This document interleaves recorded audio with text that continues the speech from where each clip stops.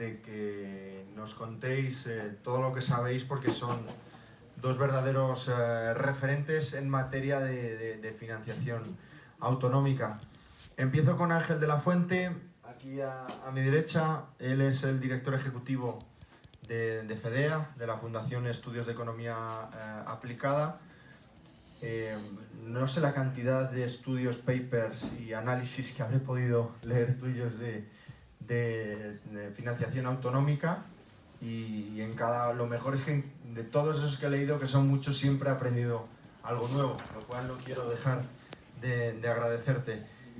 Doctor en Ciencias Económicas por la Universidad de Pensilvania, profesor asociado en la Universidad Autónoma de Barcelona, y bueno, luego también creo que ha sido consultor o es consultor para organizaciones como el Banco Mundial, la OCDE, la Comisión Europea y bueno, distintas administraciones españolas. Aquí a mi izquierda, Francisco Cabrillo, catedrático de Economía Política y Hacienda Pública de la Universidad Complutense, donde también dirige el máster universitario en Análisis Económico del Derecho del Instituto Universitario Ortega y Gasset, y director del seminario Law and Economics, que está coorganizado entre la Universidad de Harvard y la Fundación Rafael del Pino desde 2004. Y también, si mi memoria no recuerda mal, está por ahí en la web de Think Tank de la Fundación Civismo, lo cual, bueno, pues es algo que yo creo que es reseñable.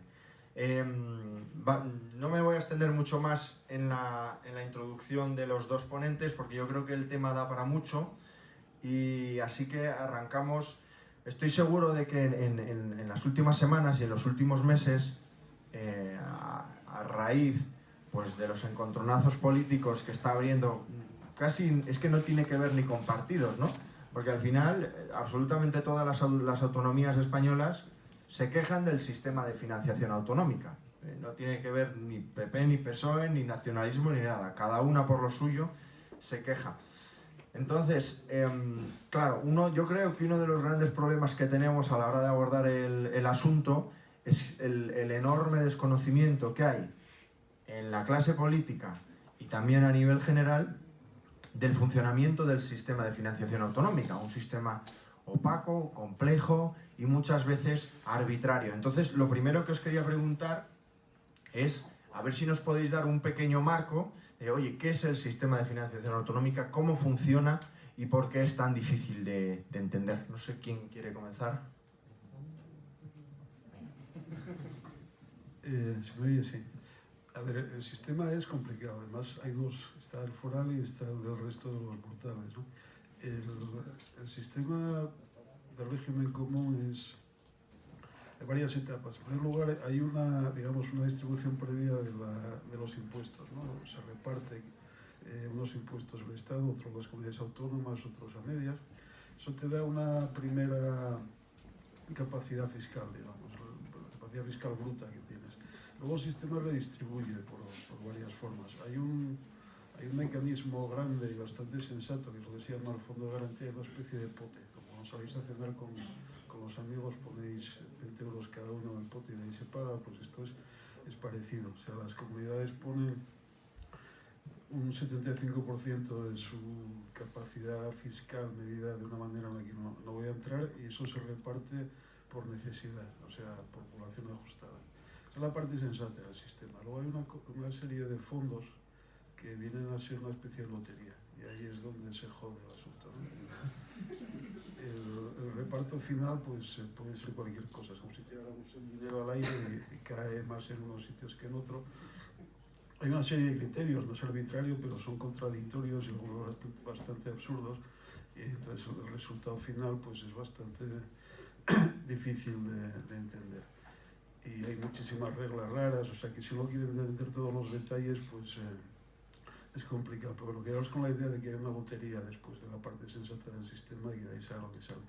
Luego está el sistema foral, que los vascos y navarros, ellos recaudan casi todo, y después pues se supone que pagan una parte que debería recoger el coste que les toca de los servicios que el Estado sigue prestando y su contribución a la solidaridad, pero las cuentas están mal hechas y entonces al final tienen el doble de pasta que todos los demás. O sea que tampoco funciona muy bien. Y eso es la versión corta de cómo funciona el sistema de financiación.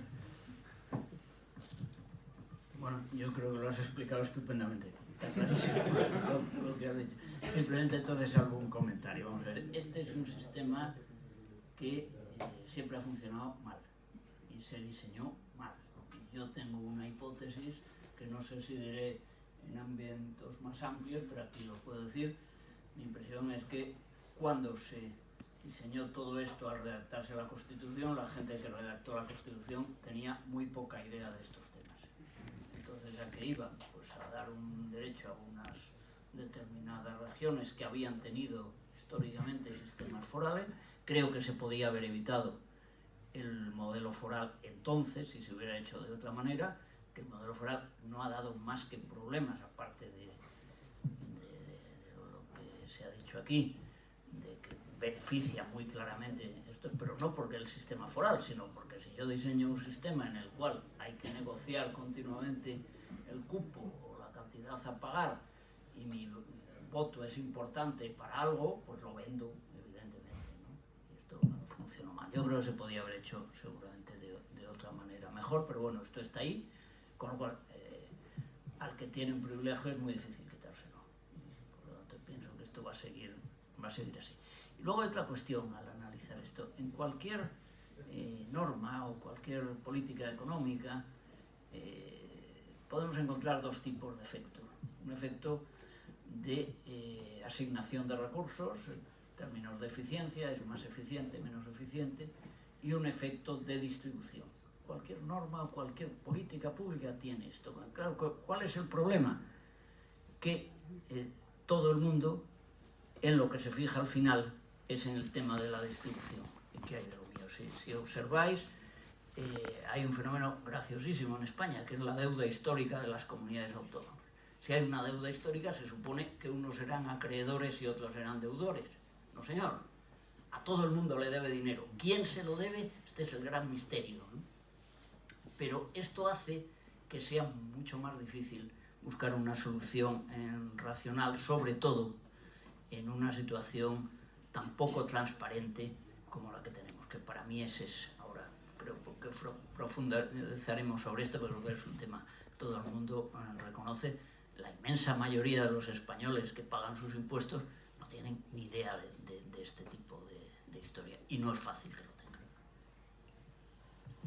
Bueno, pues yo creo que está muy claro que hemos coincidido los tres, ¿no?, en que todo el mundo nos quejamos. Es un sistema opaco, transparente, arbitrario, y lleva a situaciones, pues, por ejemplo, como las de 2019, ¿no? Seguro que todos habéis visto cómo Galicia, Andalucía, Madrid, pues ha llevado a los tribunales al gobierno central porque consideran que de forma arbitraria pues dejaron 2.500 millones de IVA sin abonar, y también en el caso concreto de Madrid unos 54 millones de la propia financiación autonómica 2019, es decir, tenían unos recursos asignados desde el gobierno central a la Comunidad de Madrid, y de un día para otro, en el mes de septiembre-octubre, el gobierno central dice que no, que esos recursos son los que habían asignados menos 54 millones, y nadie es capaz de explicar por qué. Por eso es arbitrario. Entonces, claro, queda claro que necesitamos un nuevo modelo de financiación autonómica. La gran pregunta es ¿cómo debe ser ese modelo? Hay que eliminar los dos modelos que conviven en España. Hay autores, por ejemplo, como Daniel Lacalle, que dice que no solo tiene que haber dos, tiene que haber 17, porque cada autonomía tiene que ser responsable de sus ingresos, como lo es de sus gastos, o hacia dónde tenemos que ir, porque hay una realidad también, que estamos en los periódicos últimamente con ataques a la región que más ha crecido, que en este caso es Madrid, ¿no?, diciendo que dumping fiscal, poco solidaria, etcétera, etcétera, etcétera. Oye, la realidad es que Madrid solo se queda con el 22% de todo lo que recauda. El 78% restante va a ingresos a otras comunidades. Yo no sé si eso es justo o injusto, si está bien o mal. Desde luego, solidario en el sentido en el que lo entienden los socialistas, sí que es. Entonces, les pregunto, ¿Cómo creen que tiene que ser el nuevo modelo de financiación autonómica? ¿Cómo lo tenemos que diseñar? A ver, yo creo que hay cuatro prioridades, digamos, ¿no? Uno, que sea sencillo y transparente, que se entienda, que se lo pueda explicar a tu madre o a la gente de la calle, ¿no? Si no, difícilmente lo podrán valorar. Segundo, que genere un reparto equitativo de recursos, ¿no? Esto tiene varias facetas, ¿no? En primer lugar, las diferencias que hay entre las forales y las demás no pueden mantenerse. La diferencia de 2-1 no es aceptable, ¿no? Pero incluso dentro de las comunidades de régimen común hay diferencias más grandes de lo que deberían ser. Aquí podemos discutir si nivelación total o no, pero bueno, en cualquier caso, menos diferencias de las que hay tiene que haber. Y luego tiene que desaparecer el componente de lotería, de reordenación arbitraria, ¿no? De que de repente tú empiezas el segundo por recursos y acabas el penúltimo, o al revés, ¿no? Entonces, esto tampoco tiene mucha lógica. Y luego hay otra prioridad que lo veo muy importante, que es potenciar la autonomía y la responsabilidad fiscal de las comunidades autónomas. O sea, las comunidades autónomas efectivamente tienen que, si quieren gastar más por encima de lo que el sistema les asigna tras la nivelación, tienen que poder hacerlo, pero poder hacerlo dando la cara. O sea, si quieres gastar más tienes que subir impuestos y dar la cara en las urnas, porque si no el incentivo a gastar más de lo que tienes es infinito, ¿no? O sea, que más responsabilidad fiscal, pero no generalizando el cupo, que es lo que de alguna manera sugería la calle. Eso es un disparate. O sea, generalizar el cupo es dejar al gobierno central sin una hacienda propia, a expensas de las comunidades autónomas. O sea, que ese no es el camino.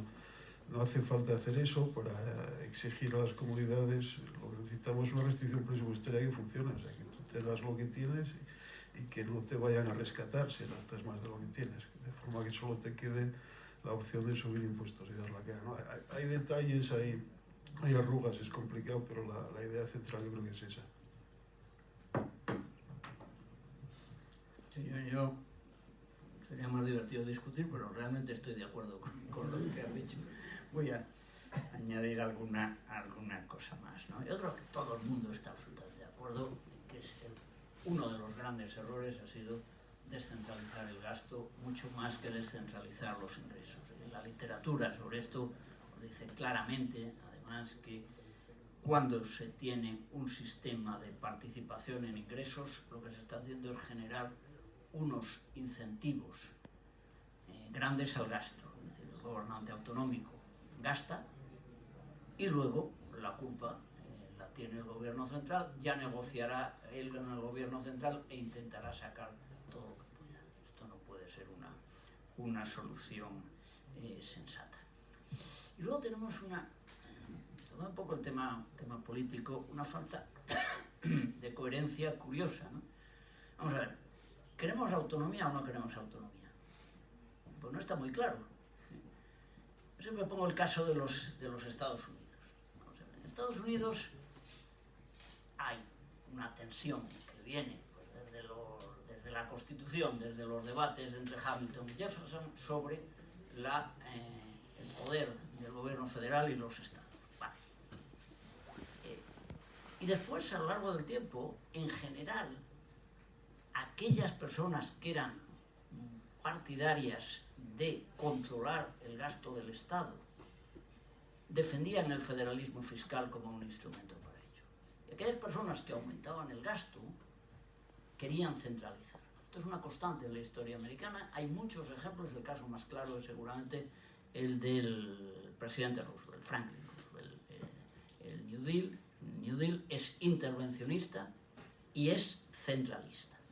Buena parte de los casos en los que el New Deal se debate en el Tribunal Supremo norteamericano, en el fondo, son casos sobre competencias de los estados y del gobierno central, el gobierno federal. Bueno, pero aquí, como somos peculiares, tenemos una cosa rara, y es que tenemos una izquierda que quiere aumentar el gasto y, al mismo tiempo, es autonomista. Y claro, esto le lleva a una situación poco coherente. Si queremos autonomismo, es muy difícil que todo el mundo tenga el mismo nivel de servicios. La base del federalismo fiscal es que no lo tengan, que tengan sistemas diferentes en función de las preferencias de la gente, y continuamente estamos viendo cuestiones en las cuales al final la solución que plantean es reducir la autonomía. Es decir, todo esto que hablamos de armonizar, eso es una forma más o menos elegante de subir los impuestos y de igualar al alza. Por lo tanto, sería interesante plantear esto. Incluso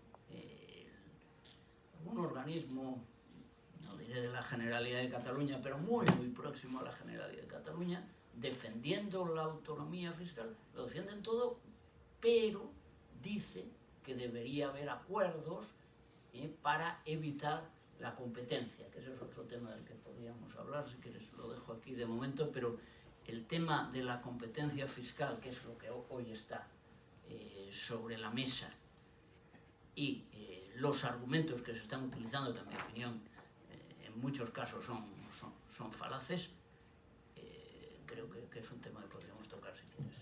Sí, yo creo que es un tema de lo más interesante, porque estamos todos los días viendo en prensa fundamentalmente tres asuntos. Uno, dumping fiscal, sobre todo con foco en Madrid, la región que más crece, un 3%, según algunos, por el efecto capitalidad y por el dumping fiscal. Segundo tema importante, la transferencia de las competencias de la gestión de la seguridad social, en este caso a Euskadi y solo a Euskadi.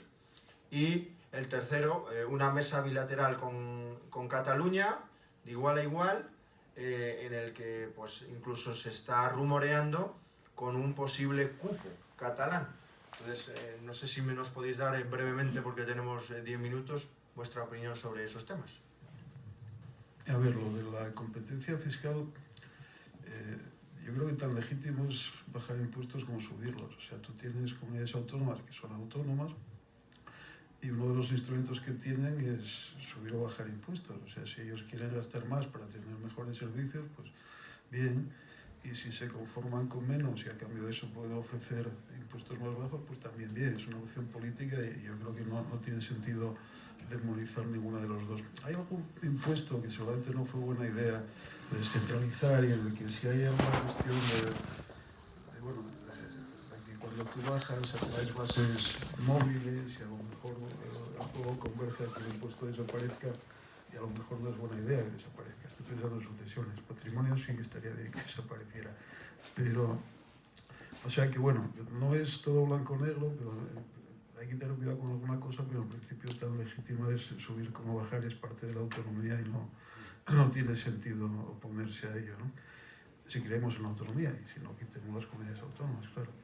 El tema del País Vasco, de la transferencia de seguridad social, la verdad es que yo no pensé que fueran a atreverse, pero parece ser que sí. A ver, al final, lo que se está discutiendo en la práctica, si se hace como parece ser que se va a hacer, no rompe la caja única, porque la rompe porque no les interesa. O sea, el País Vasco tiene un gran déficit de pensiones, con lo cual seguiremos pagando entre todos también esa parte de esto, y lo que se está discutiendo es si la carta que le llega al pensionista lleva el escudo del gobierno vasco o el de la seguridad social, ¿no? Y esto, o sea, se están apuntando un tanto más en la desaparición del Estado allí. Yo creo que no es una buena noticia, pero de alguna manera es un mal, pero no es un mal tan grande como sería una verdadera desaparición de la caja única, aunque fuera